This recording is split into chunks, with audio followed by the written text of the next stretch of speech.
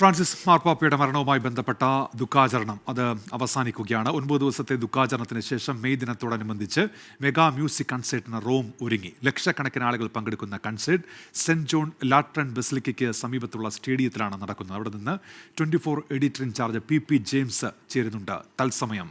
P James, അവിടുത്തെ കാഴ്ചകൾ എന്തൊക്കെയാണ്? ഞാൻ റോമ നഗരത്തിന്റെ നടുവിലാണ് നിൽക്കുന്നത്. ഇവിടെ 9 ദിവസത്തെ ദുഃഖാചരണം, ഫ്രാൻസിസ് മാർപ്പാപ്പയുടെ കാലം ചെയ്തതിനു ശേഷമുള്ള ദുഃഖാചരണം തീർന്നിരിക്കുകയാണ്. ഇന്ന് മെയ് ദിനമാണ്. മെയ് ദിനത്തിൽ റോം ഒരു ഉത്സവ ലഹരിയിലേക്ക് നീങ്ങുകയാണ്.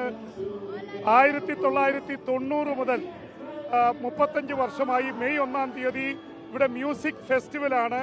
കൺസേർട്ട് എന്ന പേരിലുള്ള മ്യൂസിക് ഫെസ്റ്റിവൽ ആരംഭിച്ചിരിക്കുകയാണ്. ഇപ്പോൾ സമയം 3:30 മണിയാണ്. ഇന്ത്യൻ സമയം ഒരുപക്ഷെ 7 മണി കഴിഞ്ഞിരിക്കുന്നു.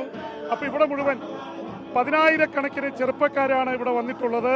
ഇനി ഇത് ഇപ്പോൾ 3:30 മണി ഉച്ച കഴിഞ്ഞിട്ടേ ഉള്ളൂ. 7 മണി 8 മണിയാകുമ്പോൾ ഇവിടെ 3 ലക്ഷം മുതൽ 5 ലക്ഷം വരെ ആൾക്കാരാണ് ഈ മ്യൂസിക് ഫെസ്റ്റിവലിൽ പങ്കെടുക്കാൻ എത്തുക. ഒരുപക്ഷെ ഒരുപക്ഷെ ദുഃഖാചരണത്തിന് ശേഷം വലിയ ഒരു മ്യൂസിക്കിന്റെ മൂഡിലാണ് ജനങ്ങൾ. എന്ന് മാത്രമല്ല, ഫ്രാൻസിസ് മാർപ്പാപ്പയുടെ സംഗീതത്തെക്കുറിച്ചുള്ള പ്രതികരണം പറഞ്ഞുകൊണ്ടാണ് ഈ മ്യൂസിക് ഫെസ്റ്റിവൽ ഇപ്പോൾ ആരംഭിക്കുന്നത്. മ്യൂസിക് ഫെസ്റ്റിവലിൽ ഫ്രാൻസിസ് മാർപ്പാപ്പ പറയുന്നുണ്ട്, സംഗീതം ജീവിതത്തിൻ്റെ ഒരു ലഹരിയാണ്, സംഗീതത്തെ നമുക്ക് മറക്കാനാവില്ല, സംഗീതം ജീവിതത്തിൻ്റെ ഭാഗമാക്കി മാറ്റണമെന്ന് ഫ്രാൻസിസ് മാർപ്പാപ്പ പറഞ്ഞ ഉദ്ധരണികൾ ഉതിർത്തുകൊണ്ടാണ് ഈ റോമിൽ മ്യൂസിക് ഫെസ്റ്റിവൽ ആരംഭിച്ചിട്ടുള്ളത്. മ്യൂസിക് ഫെസ്റ്റിവലിൽ ഇപ്പോൾ 10,000-കണക്കിന് ആൾക്കാർ, ചെറുപ്പക്കാരാണ് ഏറ്റവും കൂടുതലുള്ളത്. അവർ മ്യൂസിക് ലഹരിയിലേക്ക് പോയിക്കൊണ്ടിരിക്കുകയാണ്. റോമിലെ the youngsters of Rome all are here ഇവിടെ വന്നുകൊണ്ടിരിക്കുകയാണ്. ഇവിടെ ഇത് സെന്റ് ജോൺ ലാട്രൻ ചർച്ചിൻ്റെ സ്റ്റേഡിയത്തിലാണ് ഇത് ചേർന്നിരിക്കുന്നത്. ലാട്രൻ ചർച്ചിൻ്റെ വിഷ്വൽസ് ഇപ്പോൾ കാണാം. ലാട്രൻ ചർച്ച് റോമിലെ 4 ബസിലിക്കകളിൽ ഒന്നാണ്. Saint Peter's basilica, Saint John basilica, Saint Mary's major basilica and 4ാമത്തെ ബസിലിക്ക അറിയപ്പെടുന്നത് സെന്റ് പോൾസ് ബസിലിക്കയാണ്.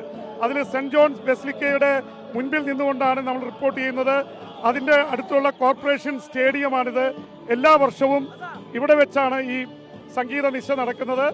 1990-ലാണ് മെയ് ദിനത്തിൽ ഇവിടുത്തെ തൊഴിലാളി ട്രേഡ് യൂണിയൻ സംഘടനകളാണ് ഇത് ആരംഭിച്ചത്. തൊഴിലാളി സംഘടനകൾ, major trade unions in Rome, ആണിത് സംഘടിപ്പിക്കുന്നത്.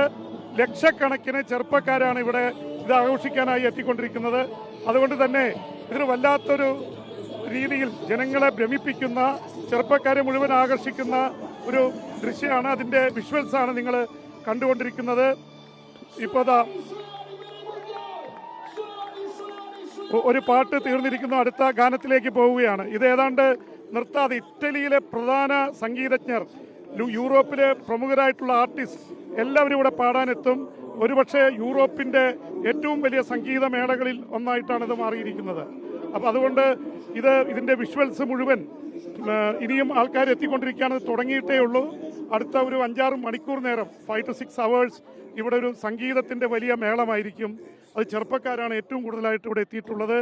റോമിലെ ഹൃദയഭാഗത്ത് തന്നെയാണ് സെന്റ് ജോൺസ് ലാട്രിൻ ബസിലിക്കയുടെ മുൻവശത്തുള്ള സ്റ്റേഡിയത്തിലാണ്, കോർപ്പറേഷൻ സ്റ്റേഡിയത്തിലാണ് നടന്നുകൊണ്ടിരിക്കുന്നത്.